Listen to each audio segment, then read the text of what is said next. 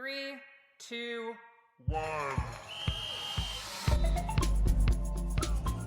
Welcome to Queen Stage. We're here to spotlight the athletes, stories, and action in women's cycling, giving the sport the attention it deserves.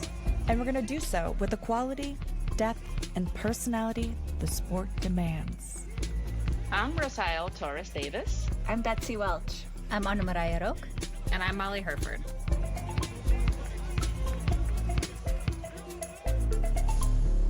This episode is presented by ZIPP.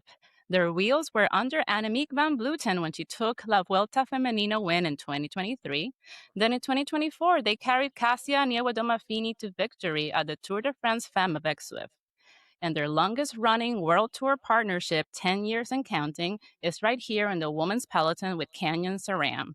Welcome back to Queen Stage. I'm Rosael, joined today by Molly Herford and Ana Maria Roque, and we're recording this one fresh off the finish of La Vuelta Femenina, the first Grand Tour of the season, which means we have a lot to discuss at the top of this episode. The second half of the show is very much worth getting to. We sat down with Tess Denning, design engineering manager at ZIPP, to talk about what it actually takes to build wheels for the best riders in the world and what any of that means for the rest of us mortals down here trying to have a good time on the bike. The conversation was so good that it went a little longer than we planned, and we're not sorry about it. It is a conversation about carbon fiber, resin, tubeless and hookless technology, but also about her career in science and 19 years at ZIPP. If you care about women in STEM and cycling, do not miss it. Yeah, that was a great convo. I loved having her on. I always like having these pioneering women on and talking about their careers and how they found their way into the cycling industry. And spoiler alert, Tess Denning came from a very different background and decided to apply for the job at ZIPP on a whim. And that in and of itself was a great story. So yeah, hang in to listen to that. Listen. Yeah. Okay, so the classic season is now behind us, and women's cycling has shifted on to stage racing, with the Grand Tour season being now upon us. La Vuelta Femenina was the first one out of the gate. It just ended, and we were all watching. Molly, who won the race and how? Well, it depends. Are we talking the whole race or are we talking stage by stage? I think let's start with the stages and then we'll get into the GC. So stage one, we have kind of honestly, a lot of these first stages kept being described as lumpy, and I think that's pretty accurate, right? There wasn't really any super flat, super fast stages, just a lot of kind of rolly stuff until we got into the last couple of climbing stages, which really left it open for the first 5 stages. So we're gonna quickly get through those, and then get into the real, like, okay, the GC battle. But I mean, stage one started out a little rough for those of us who are really on team Marianne Vos. So 114K, EF Education Oatly Noemi Rueg, which I really am bad at pronouncing, so apologies for my terrible pronunciation, took the win ahead of Lot Kopecky and Francie Koch and Cassia Niewiadoma-Fini in a sprint. First of all, I'm going to say there was a crash, including Marianne Vos. Pretty late in the stage, she finished. So finished seventh place. So she rode back to the front, like to that front of the race, finished 7th, and then it came out that she actually had broken her collarbone or fractured her collarbone. So she was obviously out after stage one. Question mark, TBD. How fast she's recovering. Obviously, we are very hopeful. Such a blow. This is the 4th time she's broken a collarbone. Yeah. She's had a very lengthy career, but sheesh. Do we know if she had surgery already, or they haven't done any updates that I could find, and she hasn't updated anything on Instagram or anywhere. So, I think hopefully we'll hear some good news soon, but this is definitely a tough time to have that, right?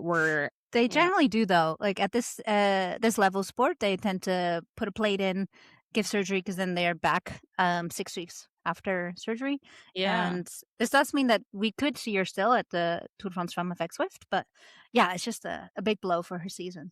Yeah. And well, I was going to say a big blow for Visma Lisa bike, but man, did they rally and figure out what they were doing. Very much. Wait, before you go to stage 2, a shout out to Noemi Rueg. I've been just kind of fangirling about her and just how strong she's been. And I think it was after, gosh, what race was it?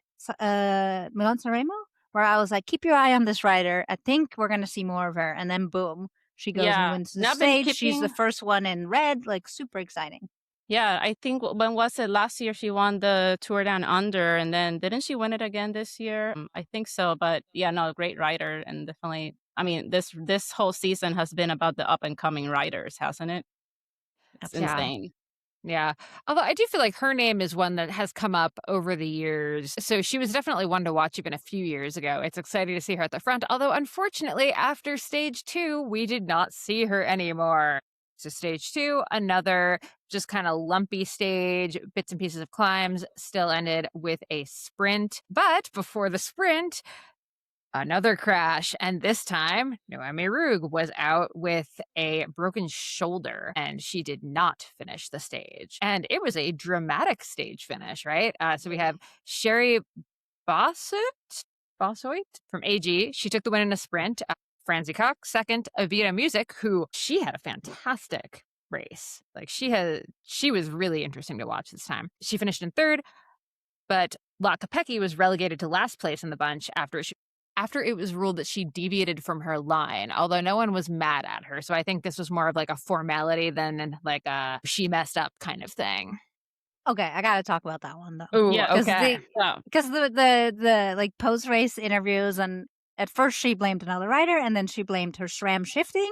I was like watching it, and I mean, she's lucky she didn't cause an issue, and she's lucky no one did complain because she veered off significantly, and she was saying that she like had a hard time getting to her shifter and like put her weight on the bars and just swerved to the side or whatever. But that I was like, Oh, no, boy. this was a legitimate relegation in my opinion. Yeah, no, I agree. I think sometimes when you're that dominant on sprints and like, and whenever it's a sprint and Lotte Kopecki's there, like she's probably going to get it unless she's setting up Lorena Weebs.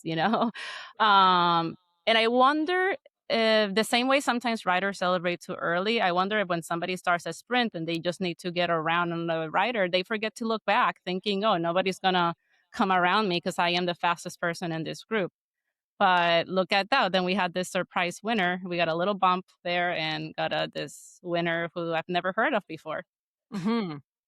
Yeah, and the other shout out I wanted to throw out is Sarah Van Dam, so Canadian rider. She's Visma Lisa bike. She was 5th that day, which I think was a pretty surprising performance for her. She actually went on to have a couple other really good rides in this race. And this is where we see Anna van der Breggen sneak in. She was 6th. So kind of right from the start, she was clearly making moves and ready for that GC. With the whole Visma Lisa bike team, like this whole stage race showed the depth of that team. Like we like to look at Marianne Vos and we like to look at Pauline van Provaux and be like, that is Visma Lisa bike. But no, with Sarah van Dam, who had a very strong race. I mean, she crashed.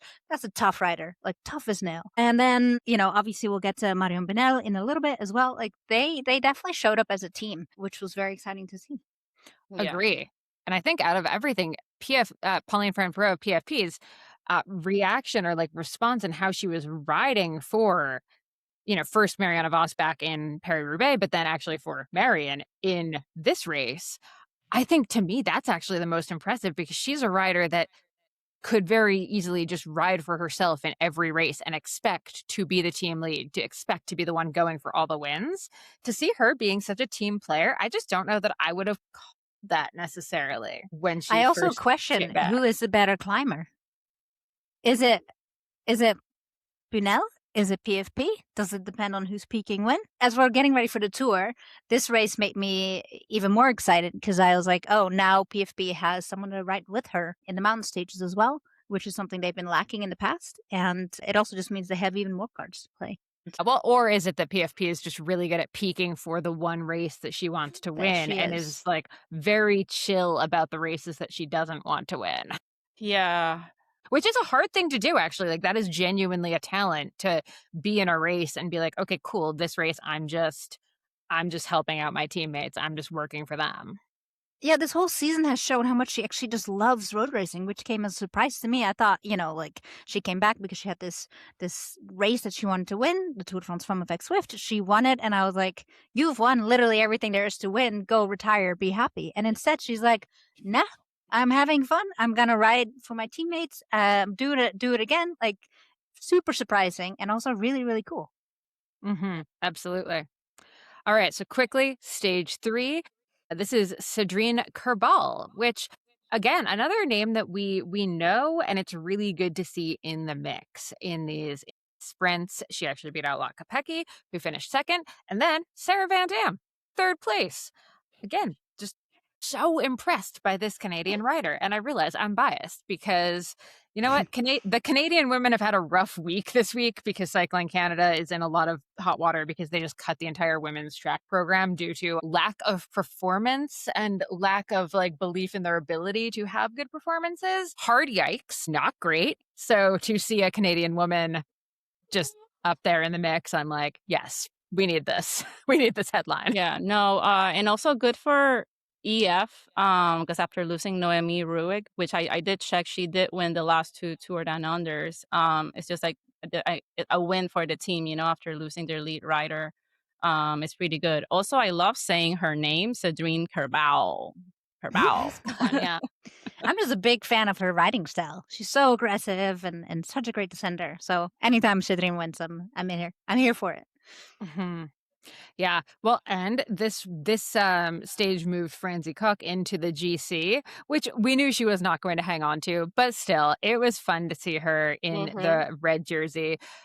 We also saw kind of all of the big names starting to be, they're in the mix. They're all still in the top 10. We all know, there's a couple of people out of the race, but everyone that we expect to be in is still in. Then we move on to stage 4. No surprise here. Lot Kopecky finally, well, maybe it is a surprise at this point. Lot Kopecky feels like she had a rough start to this race, but finally got her sprint finish. And her teammate, Anna van der Breggen, finished second. So SD Works, finally getting it together. Yeah, and yeah, they're getting it together and they're setting up on Van der Breggen. It's one of those things where you have to look at the whole race. You have to look at every 7 stages, and they were playing their cards right. They were waiting, letting these, as you call them, lumpy stages pass, letting Lotte do her thing until she can no longer hang in the mountains, and then keeping on Van der Breggen near the front, making sure she's never losing too much time on the GC. And stage 5 was, almost the exact same thing, except that was Misha Bredewald beating out Lot Kopecky. So again, SD Works went 1-2. Anna van der Breggen still in the mix. Kopecky got the red jersey at that point, the leader's jersey. Finally, just some clean racing. Nice, and we didn't lose anybody. No major movements. Anything else to add about stage 5? I feel like stage 5 was very much to me like a setup for we know stage 6 and 7 are coming. This is the first iteration where they, and I could be wrong, I believe it's the first iteration where they didn't have a team time trial to start the race. Now, Tour de France Femmes is going to have a team time trial. So do we think that they did away with the team time trial because there's going to be one at the Tour de France Femmes and they didn't want to have the exact same thing? Or were they just trying something new and it happens that way? Do we miss the team time trial? Do we care? I think logistically it's so much easier to not have a team time trial because that is another at least More 5, bikes. probably 7 more bikes, More helmets, wheel sets, a whole nother for a Grand Tour. They would have a whole nother equipment truck bringing in these bikes. Transfer stages weren't exactly easy at the Vuelta, so logistically, I'm sure the teams are very happy to not have to deal with the team time trial. And I actually do prefer a race not start with the time trial only because I feel like it makes it very weird with the GC because then you just kind of already have too much. You can get like a 2-minute gap in the first stage and it's like, okay, well, there goes the race. Yeah. But yes, Rook, I'm with you. As a non-climber or not a fantastic climber, I do kind of get sad when I'm like, oh, so none of these stages 1 through 5 kind of don't count. It's really just about staying kind of close to the front and not falling like minutes back, which, you know what, is harder than we think. We always say like cruising to stay in the group, but staying in the group is not a guarantee, not easy. There's always the chance of crashes. There were some wet roads. It was windy, and we saw Voss and Rueg both crash out. So it's not guaranteed, but still. No, it's not guaranteed. But I think, not to talk about men's cycling here, but who wouldn't love to see Wout van Aert win, the Tour one year? But he never will if the mountains keep, being the stage where it all plays out. And yeah, for sure. Maybe we need a new Grand Tour or just stage race, 3-week stage race where it's like there's no climbing like that. I don't know, where you put limits on how much climbing you can put, and it's like a stage race for the rollers or something like that. I'm down. Well, I think it actually would be really interesting to see what happens if you didn't, if you just had 7 stages that were all lumpy, just don't have any of the mountain climbs. How would that change how all of those stages play out? I don't know. We should maybe stop talking about this topic. I don't want to get arrested by the ASO or RCS Sport. CI, they may be listening. We just sacrilegious to recommend any changes at all. Yes. It's true.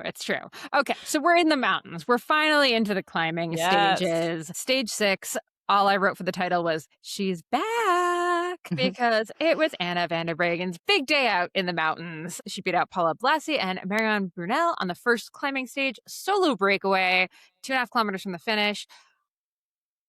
I mean, we were all cheering in the group chat. This is exciting for a bunch of the 1987 crew who really loves some of these racers. Thoughts, feelings? She made it look so easy too, like so classic Anna, where she just she controls her efforts so well. You never see Annemiek was always all over the bike, and Anna is just so steady and just rode off into the sunset. And yeah, she looked extremely strong. This was her moment. I know that she's been targeting this race. This is only her second season back since leaving to be a director sportif. She won everything that was to win, and then was a director sportif for 3 seasons. Came back last year wanting to be a rider again, and this is only her second season back. She's catching up with a incredibly fast peloton, and stage 6 gave us hope that she's back. Yeah, but you know who was not back in this race, and we have not even mentioned at all? Kasia Niewiadoma-Finney, who I think we all kind of anticipated being one of the top contenders, if not the top contender for this race, because historically she's very good at just kind of being in the mix in those first stages. And then being in the mix. Nowhere. I forgot she was in the race, to be honest. Well, I admit today I actually had to go back after the stage and try to figure out I was like, did she finish? Did she not start? Because she just was nowhere to be seen today. Never a factor. Yeah, and what about Pauline? Did she? Pauline was on teammate duty.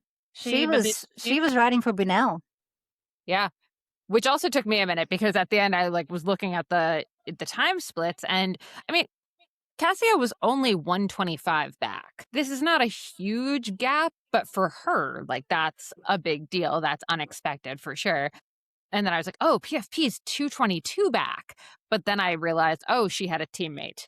Yeah. That was up there. And also thinking that Demi Vollering decided not to race La Vuelta to concentrate on Giro. We just thought that maybe Niewiadoma-Finney would make it a point to really show off at this race. So yeah, wondering what's happening there. You gotta remember too that we're early into the stage race season, the Grand Tour season. For those that are doing the Giro has a boatload of climbing, way more hilly than the Vuelta, and then all eyes will be on the Tour de France Femme avec Swift. So for many, this is a training race. Not to diminish the Vuelta, but for some of these favorites, they're not planning on peaking until later this season. Yeah. Which is what I would have, I absolutely would have thought that, but then I was actually very surprised that the team and Kasia kind of put out interviews and conversations where Kasia was saying no, mentally I had a really bad day, or Kenyon Srems literal press release was like, 10th placing was not the result Cassie Inuit-Finney had envisaged, nor the one she had prepared for, which to me was actually like kind of a strange press release, frankly, because usually teams are spinning it, right? Like, great training race for Cassia. Feeling good, legs are comfortable, we're feeling confident about the next day. I kind of admire the honesty. I was gonna say, like, I'm all all here for that kind of vulnerability, you know, like she had mentally a tough day on stage 6. Like she cracked mentally, and that's part of bike racing, and why not be honest about it? So stage 7, we went in with we had Anna van der Breggen, Paula Blassie, and Marianne Brunel in the top of the GC. Heading to the final mountain stage, we knew that the Angliru climb was going to be it. So by the time we got to the base of that, we had Liana Lippert and, sorry, who were they again? Blassie, Paula Blassie. There we go. Yes, we had a group of 3 up the road at the bottom of that climb. It pretty quickly just detonated. Liana Lippert held on longer than I anticipated she would. It's a 15K climb, and I fully admit I had a long run today, and I was supposed to meet a friend at 8:30 to run. And I was like, surely they'll be done with the climb by then. They were not done with the climb by then. So I had to pause. I had to avoid spoilers till I finished my run to come back to finish watching the race. I'm going to interject here and say it's not that these women were climbing so slowly. It is this is one of the world's absolute toughest climbs. Women have never raced up this, at least not on the world tour. So this is the first time. It was a very historic race today. The pitches get up to 24%, and it's steep. I mean, there's stretches of like 5K that are 13% and up. Like, this is a real B of a climb, and it's long. And I think the Strava QM, is like 52 minutes. So we knew that we had to settle in and just see what was going to happen, because this climb is an absolute beast. You are completely right. It is not to suggest anything about any speed of any woman. Strictly just like, in my brain, 14 kilometers is going to take 30 minutes, maybe 40 minutes. That was not the case. That was not the case at all. So that looked so painful. I cannot stress enough how hard that climb looked. And unfortunately, Liana Lippert couldn't hold it. I think it was around 7, maybe 8 or 9 kilometers to go, where they finally shrunk that gap. They finally caught her. And then it got interesting. Then Paula Blassie goes, and you're like, oh, she's gone. But then human-powered health. Sorry, we just never see them this high up in a race, this late in a race. I was so excited. Petra Stianci? Something to that effect. Stianci? Yeah, she's... Yeah, I was like, excuse me, who's this? Yeah, she's from Switzerland, and she's 24 years old. So and two can young climb riders. like an absolute... Wow. Like, she was, like, came out of nowhere.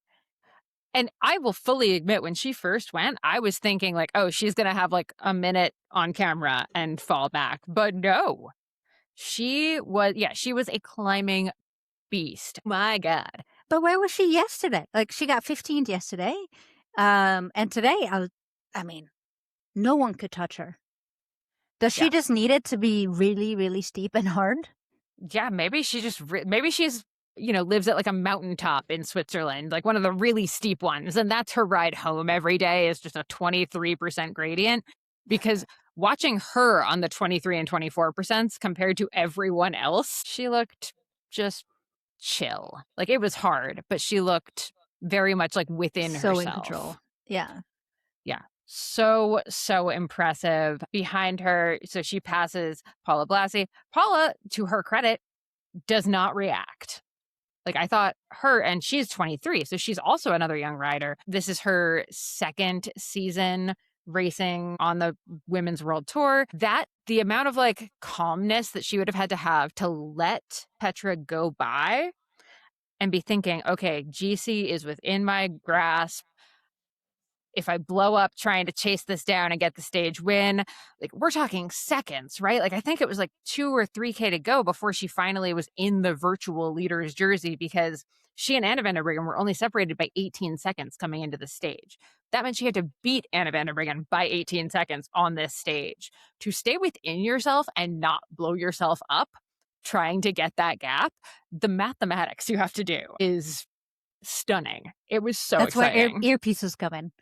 That's true. For Yeah, sure, someone she else was is getting the doing the gaps math. from a director's perspective. No, I mean, they knew that going into the stage, but that doesn't mean it was no less impressive that she was able to stay within herself, control her own pace, and know that, there was that mark was a 3K. Whenever Anna started falling off the back, I guarantee you that's when the director's perspective was like, okay, Anna van der Breggen is off the back. You are now in the virtual leader's jersey. Just stay on the pace. And it was very mature racing for someone so young and who's only been at this level for about a season and a half. Yeah. Yep. Other super exciting thing about her. So, spoiler alert. She came in second on the stage, but got the GC win. Anna van der Breggen ended up in second. Marianne Brunel third on the GC overall. Also, I mean, how strong was Marion Brunel? I mean, that was a beautiful ride from her. So strong yesterday and again today. Again, another climber who can ride within herself and doesn't get baited by other people going up the road. She just stayed her own pace, knew what she could handle, and really delivered. Like, again, the Visma Lease Bike team was a real unit this time around, which was very interesting to see. Yeah, Yeah. she's 21 years old. Isn't that Wow, so it's a wild? young podium with the exception of Anna van der Breggen. Yeah. Yeah, right. He had two youngsters and a slightly less young person. Yeah, but Yeah, Anna slightly is less. like, she's fighting. She's there. Mhm. Maybe like if she can make it work by August, that would be amazing. Oh my gosh, yeah. And so Paula Blasi also had like a lower team number. I think they said UAE was down to 5 riders at the start of today. So she had less riders in the mix. Didn't seem like she needed them at all. Just super impressive. Also, she won Amstel Gold this year. She did. And I thought yeah. that's super interesting to me. Someone that can climb that climb, but also win one of the classics. That's an interesting rider. So she's a former triathlete. Yeah. So she definitely knows how to suffer. Definitely has, I guess, a more dynamic background in terms of her abilities. And we haven't mentioned this yet, but she's Spanish. So she delivered the first Spanish winner of the Vuelta Femenina. Super exciting. Really good news for Spanish cycling, just to have someone young and inspiring win the Spanish Grand Tour. Yeah, definitely. Yeah, the race has been around for 15 years in its stage race format, and it never had a Spanish winner. So amazing. So, yay for the young riders, but also yay to see riders like Anna van Okay, der Breggen wait. in the I mix. have to ask, how many of you today thought that it was in the bag for Anna van der Breggen? I 'Cause never I thought it fully was in the thought- bag. No, because the thing is, maybe it was the commentary that I was watching when I was watching stage 6 yesterday. There was a moment where Anna van der Breggen was losing steam and Paula Blasi just looked so good and she was closing in, and had that stage been longer, maybe would have seen a different result. So when I saw that, and also it's just strange to see a rider like that just be so consistent for this period of time. Like, how many weeks has it been that we keep talking about Paula Blasi when we never mentioned her before? But yeah, very exciting. No, but yeah, I didn't think she had it in the bag, but I just didn't know who was going to win because Angli was just so brutal. Yeah. Yeah, I was kind of expecting, I'll be honest, I thought Cassia was going to at least make an attempt for it. Like, I was expecting her to attack at the base of it and try to solo up. I was sort of thinking we'd see at least more riders make a flyer attempt at the bottom of that. Yeah. Yeah. And No, I speaking thought of it was that- going to be Anna van der Breggen, like in the olden days, like how she just rode away In the and stayed away. But Olden I mean, days. 5 years ago. Yeah. But she also she also crashed out earlier in the race, so there was some residual effects of that too today. Because when she dropped off, it was a definite, drop off. Like, again, she's so good at knowing her own strengths and riding within herself, and so when the front riders rode away from her, she was just done. Still finished, 5th on the stage. Like a great performance for Anna van der Breggen, and really encouraging to see what she can do later in the year. But yeah, I will say this morning I just expected her to win. I mean, just a climb like that will never be easy, but I did think that she could do it. Agree. But this leads to the question I wrote at the bottom of this is just, are we in a new generation of cyclists now? You know Yeah. what? Related to that, I would love if we could speak to somebody in the peloton because I wonder if there is a bit of a culture war or something between the millennials and the Gen Zs in the peloton. Like, are they getting along? Like, what does it look like when they're just hanging out in the parking lot between the buses and all that, and in the teams? Do they respect Anna van der Breggen? Do they make fun of her if her socks are too short or too tall? That kind of thing.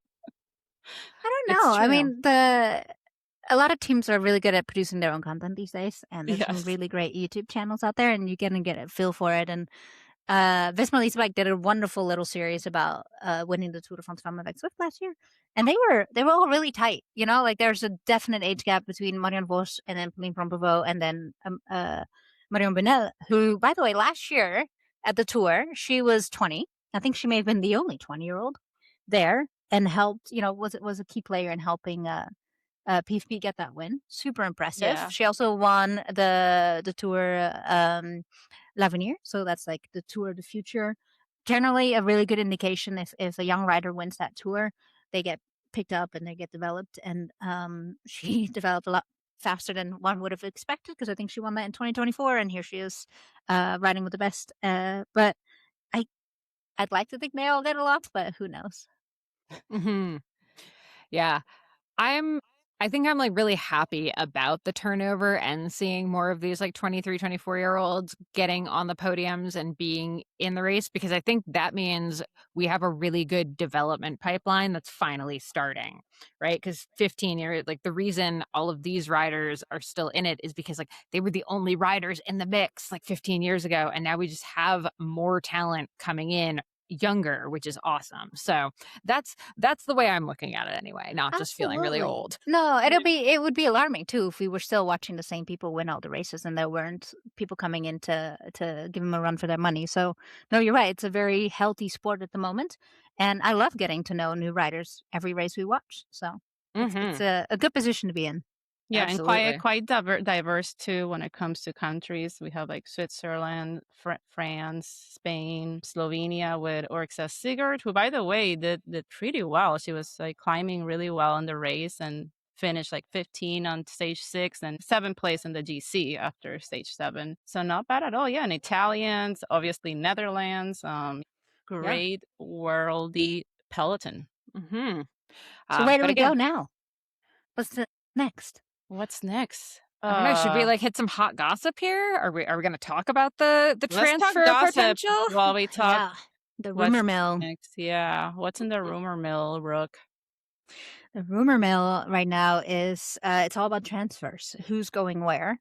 Which is really rather early in the season. And a lot of this is being driven by some financial uncertainty around Zonda Crypto, which is one of the title sponsors of Canyon SRAM, Zonda Crypto, a Polish cryptocurrency company. And this week, the rumor mill is all about who's leaving Canyon SRAM and some big names, including Gajaniwadoma Finney and Chloe Dygert. None of this is confirmed yet, but it is alarming that they're hemorrhaging riders like this.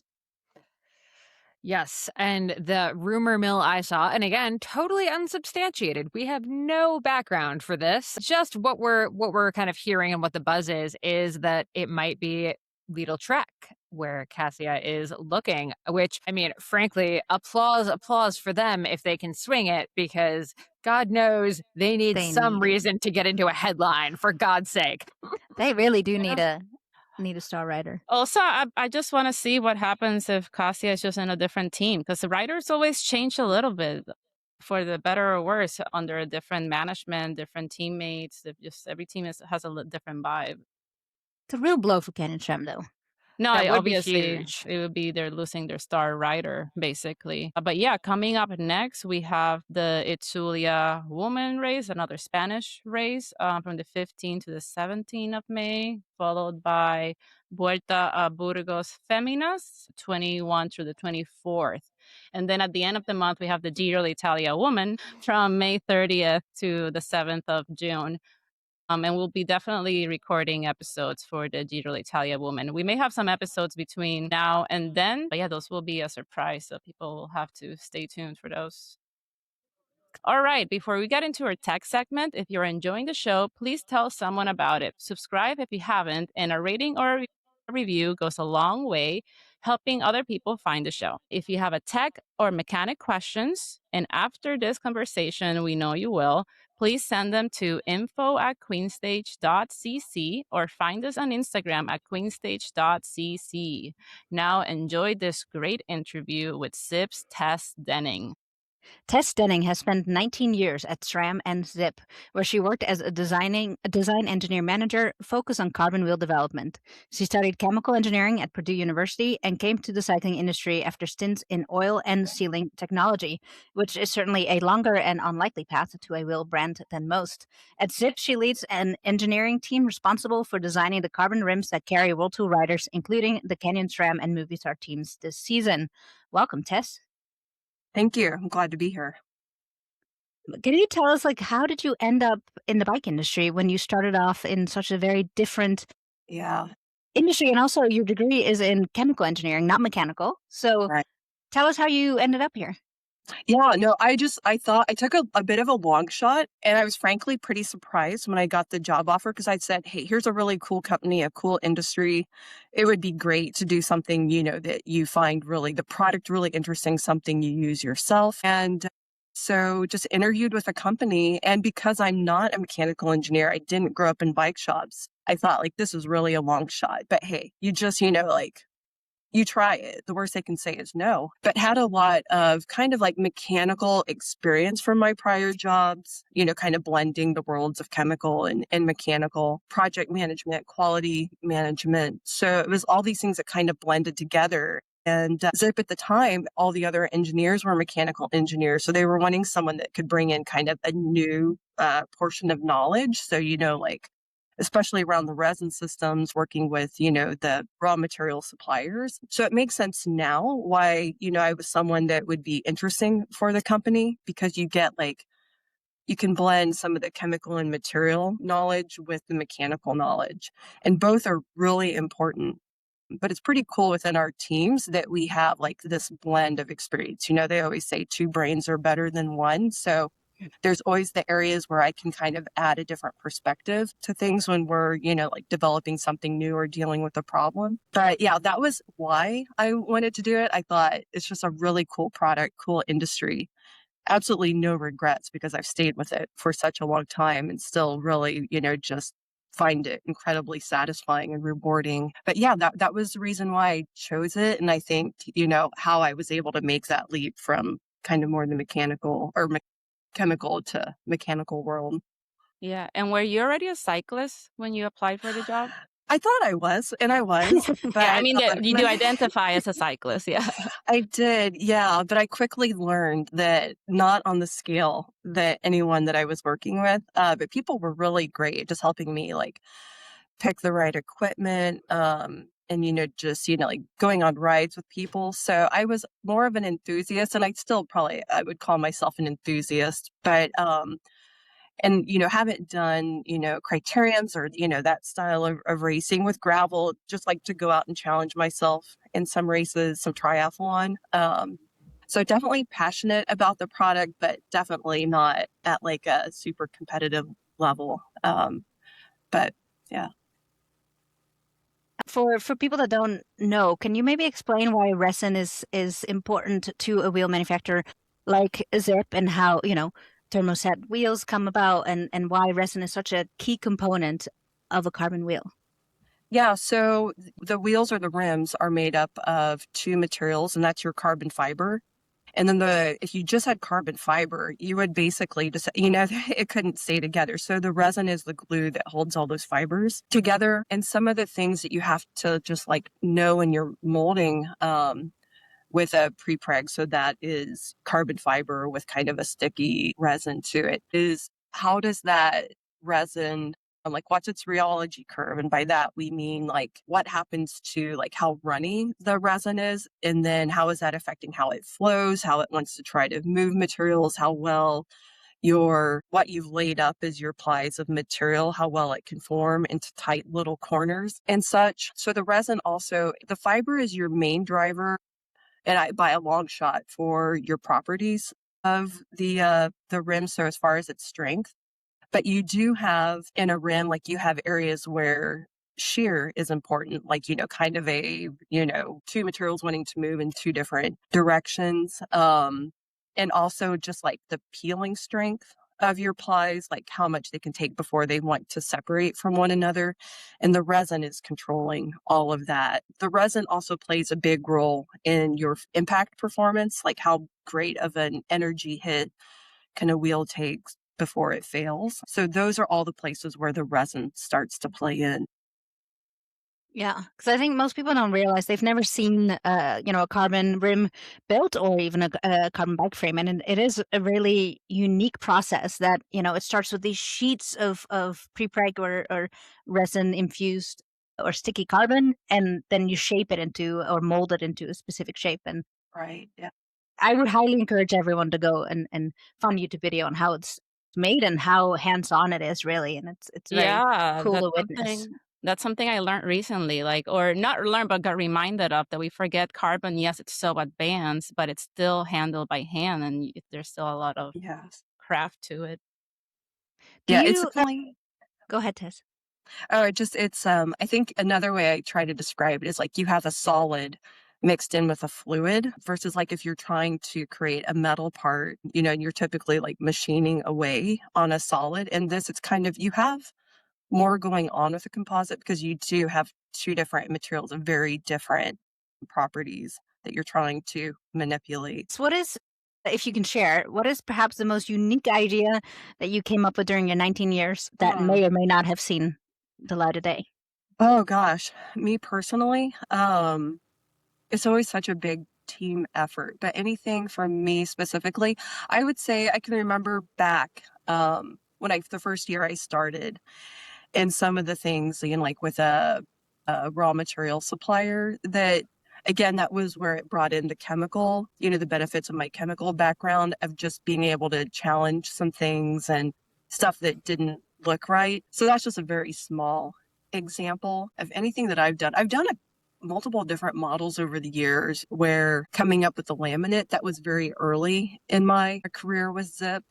Since then, it's probably more so, since I am a manager, it's the just helping be another, mind to help think through things as people are encountering challenges. And I've always had these little side projects going on where I'll, go to a team, because it's always other teams now that are developing the new product. And I'll be like, here's something new that I'm exploring, or something that may be important, can bring that in and kind of just give some like new information for teams to work with, or, hey, have you thought about this? Make sure to check that. So in the past, I would say, I'd say 3/4 of my career, that's been more of the role that I play, is to go in and bring in like little nuggets of kind of new areas to think about.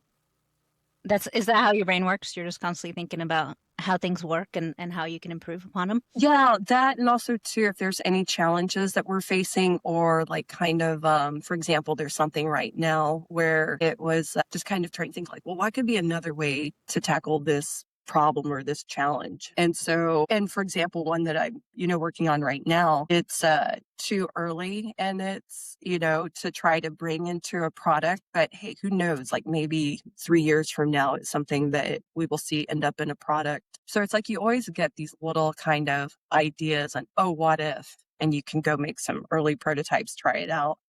Now, speaking of things that have come to light, ZIPP has been at the center of two of the biggest technology shifts in road wheels over the last decade, I'd say, tubeless and hookless. Canyon SRAM was one of the first Walter teams to go tubeless back in 2019, and hookless rim made the jump from mountain biking onto the road in around that same era. Now, how are those two technologies connected? What role have you played in them? Maybe you can shed some light on the current conversation around those two Sure. technologies. Yeah, so with tubeless, with that, just definitely, it was, again, I was managing the teams that were doing that development. But with that, it was needing to come up with some new tests. The rims get stressed in different ways. So just trying to think like, okay, what new test do we need to perform? It was there were tighter tolerances required around, especially like in the tire bed where your tire interfaces with the rim. Or just, looking at that, looking at the statistics, like, is our manufacturing process, do we need to add any new controls so that we always keep those dimensions in spec? So that was some of the things the challenges that we had to work through for tubeless. And then with hookless being the next kind of evolution of that, again, it was just, just making sure that you still have just as tight of tolerances on things in some areas, even more so. So it's, again, kind of repeating that process, just looking at using the statistics, doing a lot of measurements, doing, again, what new tests do we need to perform? And even some tests, like we would say, like, we don't need a whole new test, but we need to run it differently, perhaps, like maybe put some new, more stringent requirements on it. One of the things that we learned with tubeless street side is the importance of also any sort of elastic material or polymer material will have creep, which is where if you hold the force or the stress in the part constant, it will still continue to grow or deform. So that's just a natural phenomenon. Just saying like, okay, with our test now, we need to add this time element so that we can make sure that after in this case, it was a tire, after that creep has occurred, or allow time for that creep to occur so that we can make sure that you still have really good tire retention. So you definitely, every time you make one of those leaps, you have to kind of think about it with, like from a new perspective and be like, what are all the new things that could go wrong? What are all the new things we need to control?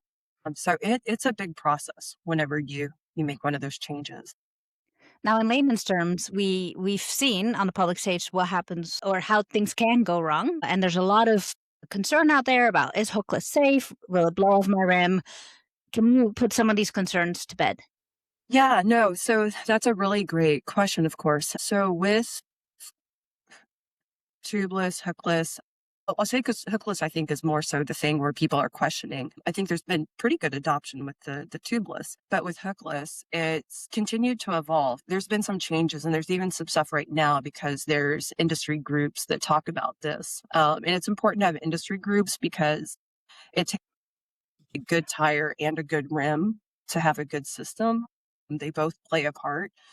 So it's the industry groups, we remain active to just continue to look at it and say like, okay, what can we do to, just continue to evolving? And are there any test requirements? Because most of us were doing more elevated testing than what the standards say that you had to do. But it's kind of taking everyone's knowledge and saying like, okay, let's make this test more stringent. Let's make the passing criteria different based on things that we've all learned. So it's just continued to improve. And different companies have all been really involved from the start. But I think you see with this, because everyone is really interested in making the product as good and as safe, both from safety and its performance, as good as possible. So there's just probably more collaboration than at least what I've ever been personally experienced with, like different companies coming together, sharing information, sharing studies. We have that continuing to go on right now so that we can just keep, looking for any places like where there could be any issues, or just making sure let's make this as safe as we can. So I will say with that, for me, for hookless, that's what I've been writing for ever since we first made our first prototypes. I love it. I like a lot of the benefits that come with it. But I think I'm sorry. Like what? Like what kind of benefits? Yeah, no, it's like a lot of small little gains that come together to mean something meaningful. And I think, when you really get into it, you're like, I will take any gain that I can. Why not? And like, what's the drawback to it? So, for example, with hookless, from the rider's perspective, the benefits that you get, it's a little bit more aerodynamically, a little better from an aerodynamic standpoint, like with blending the tire with the rim. for any size tire, you get just a little bit more width out of the tire too. So that means you can run some lower pressures. And so that you get less vibration losses. Also, the shape of the tire is slightly different, so you'll notice that in cornering. So why not? So from a rider's perspective, why would a rider, what do they have to think about is for them, like what's the competing thing? And it's really just you have to stay educated or just know what your pressure limits are. And that depends on the size of the tire that you've chosen. So as you choose a larger tire, the upper pressure limit that you can use comes down. So that's why as a user, you do have to have that extra element of education. But if that's something that you're like, yeah, I'm committed to do that, I will look at and, just pay attention to what that limit is, you get some nice gains from it. Those are the two sides of that coin. And for audience who are listening right now, the regular rider, everyday rider, what are some advice that you can give them when they are trying to figure out if something matches or they're just shopping for ZIPP wheels online and that kind of thing? What Okay, should they be looking at? Yeah. So for example, on our wheels, we have a label that's on those. And so it will tell you what size tires that you can use with that wheel. And then it tells you the upper pressure limit for each different range of tire. So I would say first look around your rim for those limits. And then also to look at your tire, it will always have on it what its max pressure limit is. So first look at your product. If you don't see the information there, then, go look on those two products, both the rim and the tires website, because oftentimes they'll have information posted there about the tires they're compatible with, or for a tire if it's compatible with hookless or not. And so those are your two places to go. Yeah. And what is the most common user mistake that you see usually? Ooh, I would say back a couple years ago, it was riders not being aware that there was a pressure limit. And for a tubeless straight side, or commonly called hookless, the absolute upper limit is 72.5 psi or 5 bar. But that is only with a 28 or 29 millimeter tire. As you go bigger, for example, if you chose a 30 or a 32 millimeter tire, that upper limit is 65 psi. So in the early days, I think you saw more commonly where people were not realizing that and kind of using some of the pressures that they used in the past. So going above those limits, we hear less of that now. Nowadays, I can't really think of anything new going on with users. I'm sure there are still some cases where people don't realize those limits and might be going over. But otherwise, yeah, I don't know if it's so much of where a challenge that people are having, but we do know that it's more prevalent in certain markets that there's some people are just like, hey, I just still really, I feel more comfortable with the clincher. It's something I've used before. I want to stick with it. So it's probably, that's the piece that I would add, is that we still do hear that.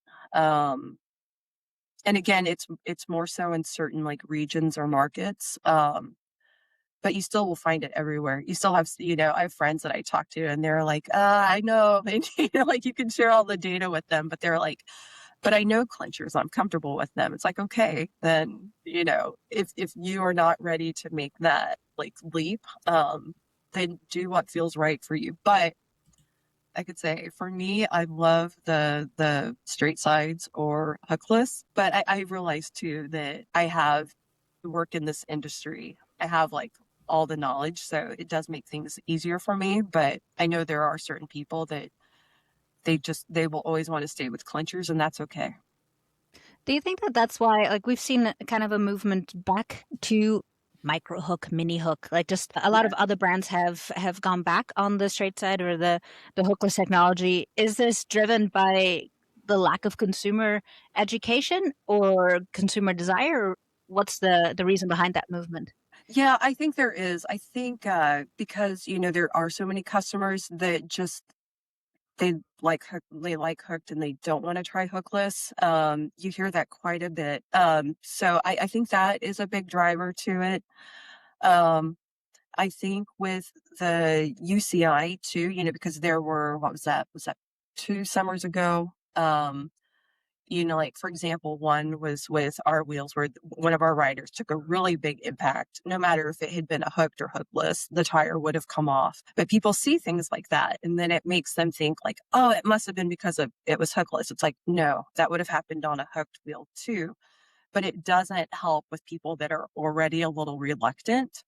So I think you have things like that are making some brands say like, let's put the hook back on. And because of that too, you had the UCI questioning because they're just, like they're people too. And they question like, oh, but would that have happened with a hook? It's like, yes, that would have happened with a hook as well, but they're human. So it's like the UCI kind of, questions hookless too. So I think with some brands, they're like, let's just not even let's not even take on this battle. So going back to hooked. So I think you have multiple drivers why some brands are doing, and even for us, it's something that we have kind of put some surveys out to, like shops and some riders and, people with, feelers in the different market. And it's something that we have to think about too. We really believe in and know all these advantages to hookless, but we always are keeping a pulse on the market and saying like, is it though, like, should you do both? That gets kind of tough because then you double up your SKUs if you try to do every product in both a hookless and a hooked. But it's just something that, of course, since we are in this game or in this market, that we do, try to keep a pulse on and say like, what are customers' appetite? Do they really just want hooked? So we keep monitoring it. The other thing we're seeing right now in wheels is a wide range of internal diameter width. Like they go really wide, they go really skinny. Like you can buy a range of tires out there. The latest ZIPP has come out with is the 202 wheel, which goes skinnier, I guess, than some of the other wheels we've been seeing out there. Can you tell us a little bit more about that wheel and Yeah. what's this for? So it's always a question that we ask ourselves when we're going to develop something new is what width do we make it? And a big driver around it is what tires are people using for that ride, that use case. So for example, with the climbing, it was something again where we tried to talk to like get the feel for like the normal consumer, like the average consumer of ZIPP wheels, and then also our pro teams. And so there was a strong desire to be able to use 28 millimeter tires. And per like one of the ruling standards or governing standards is ISO. And the ISO rules say for a 28 millimeter tire, the biggest internal width you can use is 23. So that's why we chose 23 for that wheel. If the market had like shown that we really like, we don't care about 28 millimeter, we're going to 30 millimeters, the smallest we're going to use, then we would have said like, okay, we would have come out with 25 millimeter for the internal width. But that's how we choose it, is based on the tire sizes that the market wants. So the 202 is a wheel that when that came out, I looked at it and I was like, great, this is a wheel Kaja will be using for the tour this year. This is a climber's wheel. This is a wheel we're going to see on Canyon Tram, on Movistar. How much like do the team mechanics and the riders influence the products that they get to ride? Also, very quickly, if I can interject, can you just briefly describe what type of wheel that is for the people like me who don't know exactly what each model is best for? Yeah. So the 202 is our climbing wheel. It's our lightest wheel. It's our smallest cross-section wheel. So, it's the climber's wheel. Still, some nice things done with the aerodynamics. So you still get aerodynamic performance. We eked out as much as we could with such a short, cross-section wheel. Then the next one up in weight is a 353. It's a little deeper than the 202. So it gains, I think it's around 200 grams for a wheel set. So it's a little heavier, but a little deeper. So you're going to get more aero performance from the 353 over the 202. The next one up that people are probably familiar with is the 404 and 454. Again, you get an increase in weight, but you also, because of the extra depth, you get an increase in aerodynamic performance. So yeah, the 202, the reason why on these climbing stages, that's why, 202 is still new and it's not out there in like big volumes, but anyone that does have it, it's the ideal wheel for like, for example, today's stage of the Vuelta. So riders, how do the pro riders and teams, how do they get to choose? They have a really big arsenal of our wheels, so they can choose from any of those depths. How they choose is one factor is a rider's comfort level with a deeper wheel. As you do get deeper, you do get more, like you can feel that effect of side winds coming from the side. So certain riders have a higher tolerance for that, and they would bias towards a deeper wheel than maybe their teammate would. And, a teammate might say, like, I'm willing to trade off a little bit of aero performance just to get it where I have less effect from the side winds, or because I prefer the lighter weight. So the riders, they do have input to it, their personal preference.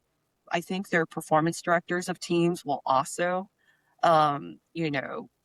guide them towards the wheel that they think they should use. But another way that riders, the pro teams influence it, we spend time with the teams. This past, I would say over the 12 months, we've really tried to allocate more of our engineers' time to spending face time with the teams. For a few years there, we had relied kind of on some other roles within our company to be going and talking with teams. But of course, the closer you can get information flow between the right people, the better. So it's like we really saw the power in getting the engineers with the teams to get their input on future designs, but also to taking prototypes of our new products to them, have them write it, and just ask, like, what do you like about it? What do you not? Getting some data on that for, like, for withholding power constant, doing, the same loop. What's the time savings, with wheel A versus wheel B?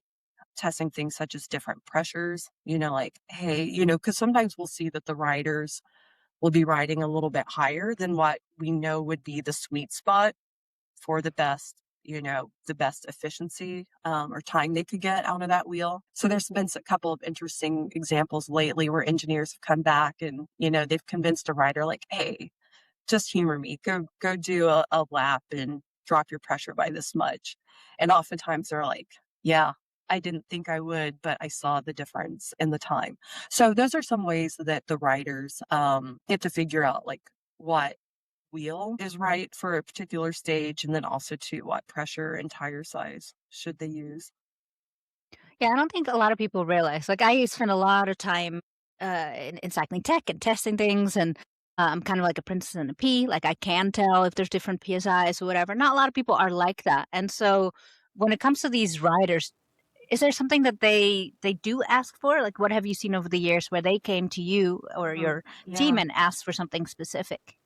Yeah, there'll be times where, like, they'll have spent, a couple of years on existing product. They're like, they'll tell us something like, hey, I really like this wheel, but could you make it just a little bit more stiff? And so, like, then we'll come back and we'll say, like, okay, what can we do to try to make this wheel stiffer? And we'll always ask too the questions like, stiffness when? Are you talking like during curves of descent? Is it when you're out of saddle? Because we would tackle different things different ways. So it's trying to get as much information from the riders as we can about that. If we go to a 25 millimeter internal, and it can be where a lot of the riders are fine with that, because again, that means that the smallest tire that they can use is a 30 millimeter, and they'll say something like, like, some will be that, like, oh, I wish it could have been smaller. I still prefer the 28, but that's not a great example.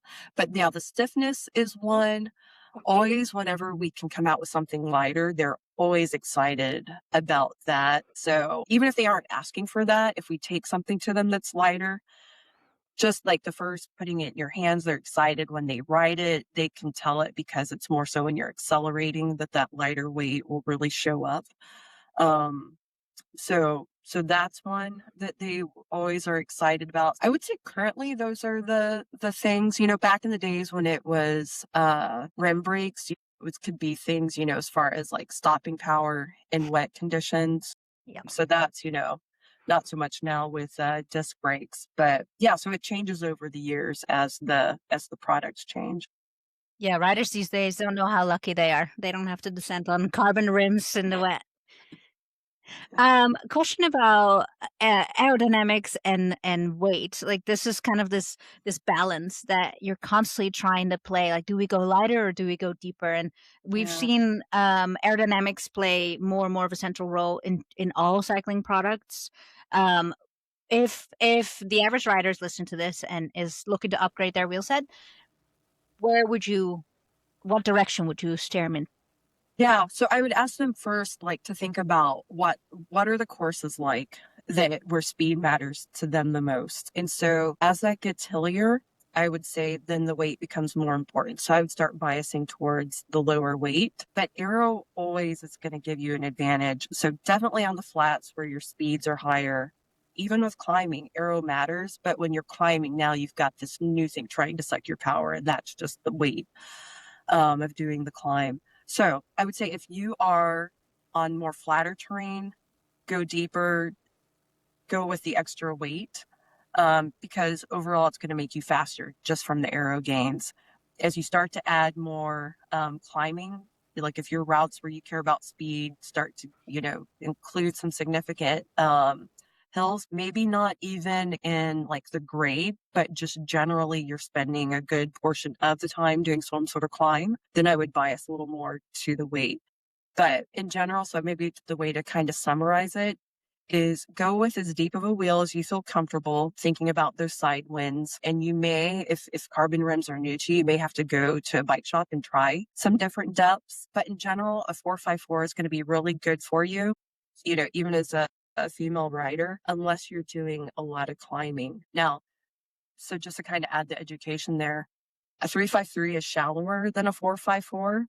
So you're going to get less effect from side winds. So yeah, go as deep as possible, realizing that as you go deeper, you're going to feel more of the side winds. And then if you're adding in quite a bit of climbing, especially on the routes where you're going to be racing, then also start to think about the weight a little bit and maybe bias towards a little lighter then. So it's not a really clear cut black and white answer, but yeah, think about the grades that you're going to be doing, thinking about your comfort with side winds. And what if speed is not the objective? What if it's just about being comfortable on the bike? Yeah, great. That's a great question. Then I would say both 353 and 454 for us are both really good. I would say you're going to be able to go with some bigger tires and maybe a little bit more comfort as you go to wider tires. And for us, the 303 and 353 are wider than the 404 and 454. So you're going to be able to go with a little bit bigger tires and keep that blend from the tire to the rim, which is going to help with speed. That's not your primary objective, but you're going to get comfort with still some good aero performance, because those bigger tires that you're going to want for comfort are going to be blended like to the rim more and not have the aero penalty. Yeah, I think that's an important distinction. Like, even, between 10 years ago, that wider isn't necessarily slower. And Correct. that has probably one of the biggest like light bulb moments in the industry in the last decade is Yeah. that wider isn't slower Yeah. and comfort is fast. I know. Yes.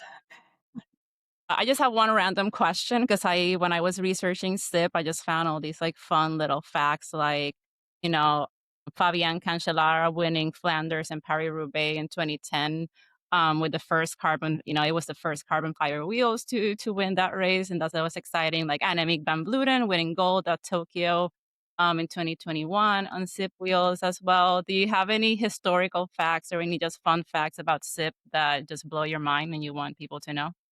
Ooh, I can't really think of blowing your mind, but it is just fun. Like one of the things of being in this industry is, like, for example, I remember whenever the team went over for whenever the first carbon rims were going to be raced at Paris-Roubaix, and going with the teams and just taking a bunch of different samples and just really beating them up. And because that was one, and I'm only thinking of it as being a bit of a blow your mind moment, just because you reminded me of it when that first happened. That was such, I think, a just kind of shock both to the riders and to our engineering teams of like, wow, kind of this iconic race, and we're going to be doing something so so different there. And then to have, the victories with it. That was a really cool thing to be a part of. I was not over there with the team that did that, but just, they're relaying information every day. And that was just something really, really cool to be a part of. That must be so exciting. I just wanted to ask a little bit about you as a woman in this space, like especially mechanical engineering. I imagining there's not a lot of women in this space, at least not when you started out. How's that been for you, and how's that journey been? Yeah, you're right. At least you see more women over time in the cycling industry, which is great. Even with SRAM specifically, it's really different now from when I first started with the company. When I first started with ZIPP, SRAM was not, we were not owned by SRAM yet. And I was the only woman in the engineering department. But for me, that was not so unusual because the two industries I had come from before, it was also very rare to see another woman. So I remember that period, like when I would see another woman in the, like, especially in the engineering space for cycling companies. It was like both whenever we were ZIP was purchased by SRAM, seeing other women that were engineers, it always kind of like startled me a bit. But now it's great because it feels more natural. It's still definitely many more men than women, but you can see it changing. And now it doesn't even, like, whenever I see, like, and there's women too, so much more so in like the sales, the marketing, you're just kind of seeing it across the board, all the different functions. And it no longer surprises you when you see a woman in these roles. It's just now it feels natural. So I got to witness that and be present as that evolution was changing. What exposed you to that career anyway? Like I'm thinking, you as a I don't know, 12-year-old, 15, 16-year-old, what made you choose such a scientific career or path? Yeah, it was I didn't really know a lot about engineering. There was no one in my immediate family who was an engineer, but I always really loved math and science, and I could never tell you which one I loved more. I always loved the combination of the two. Like whenever you were trying to solve a problem and then, like, okay, you pull in the math and, like, you're trying to figure this thing out, you use this math and you can get at the answer that you need. Like, how do you achieve something, like whatever? And so I love the marriage of the math and the science. So it just that naturally lends you towards engineering. You can't just love the science. You have to be someone that loves math and can love doing it a lot and always thinking in mathematical terms. But that was how I got interested in it because I did love both. But whenever I was, for example, like in middle school, even early high school, I wasn't thinking about engineering yet because I didn't really have any exposure to it. But I think it was just, between some kind of like mentors or even, just like teachers and such, just getting that understanding of, like, if you go into engineering, it's very versatile. You can do so many things with an engineering degree. You won't be limited. If I had just chosen science, maybe that was something that I was kind of thinking about for a while, then you're not going to have that math training that you need to go and do certain things. And I didn't want to be limited. And I did. I enjoyed the problem solving. So that was why I did choose engineering. Oh, Very this cool. is such a good conversation. Think one last thing, because you mentioned in the beginning how coming from chemical engineering, that didn't stop you, and it sounded like you applied to the job based on wanting to be challenged as well. Like, is that always something that it has been part of your DNA, or what made you not be afraid to Yeah. apply for something that seemed maybe just out of your Yeah. resume or preparation? No, I have always enjoyed a challenge, and for me, it was like it was worth the possibility. I guess I'm generally not too afraid of rejection. Like if I had not gotten the offer, I'd be like, oh well, like nothing ventured, nothing gained. But even with all that said, whenever I did start, it was intimidating at first because there was just so much to learn. So I do enjoy challenges, and it was quite a few late nights for several months just trying to even, just learn the littlest things, both from like the pretty deep into the engineering up to even just like the simple things like with the equipment, things that I didn't know as more of like a casual rider. But I do like challenges. And I think no matter what industry you go into, you're going to have challenges. So there was experience with challenges already, but it was a big challenge getting into the cycling industry. But I think like the engineering degree in general, I had to work pretty hard at that too. So it just, I think, helps build your confidence. Like I've taken on challenges before. This next one will be hard too, but you start to gain just some trust in yourself. Like it will be hard, but if I'm willing to put in the work, I can do it. Awesome. That's great. I feel like that's a good note to end this on. Yeah, thank you so much, Tess, for taking the time to sit with us today. That's the kind of conversation that we could have kept going for another hour, and we hope you felt the same. Thank you to ZIPP for presenting this episode and for their work they're doing in the women's peloton. Links to everything we talked about today are going to be in the show notes. Thanks for listening, and we'll be back soon with more race analysis and stories and tech segments from the women's peloton.